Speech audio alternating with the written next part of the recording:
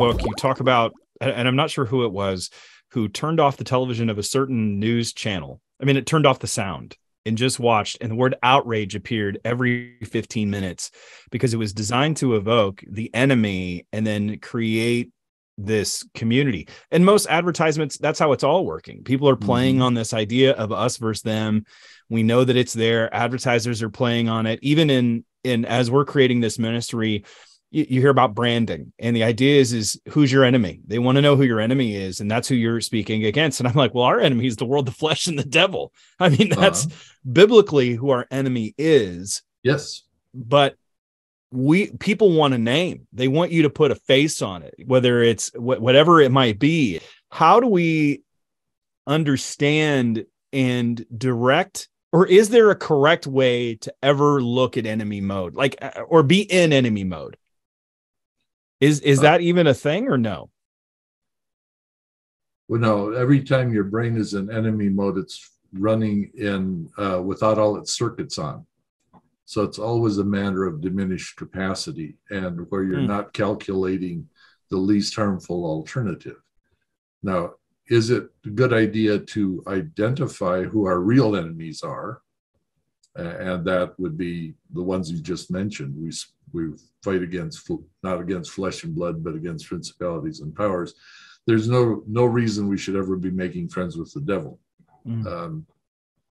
And so his perspective and what he thinks is a good idea is not beneficial for human life, basically, right? So in that sense, we should have a pretty good, strong firewall built on that point.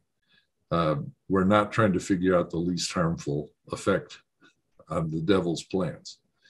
But also, we're not nearly intelligent enough to figure out how that should run. So the other question then is, how do we befriend other people?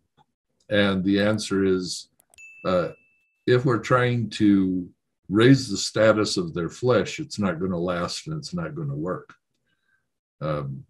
If we're trying to find out who they are as eternal beings and who are they meant to be, and we befriend that as a consistent basis, you can actually do that with the person you find most obnoxious. That's it. Would you, and let's just think about holidays that might be coming up for people, there's going to be some obnoxious people there that are going to argue and fight and disagree and that sort of thing. You ask yourself, would I want to bring out in them the person God intended them to be?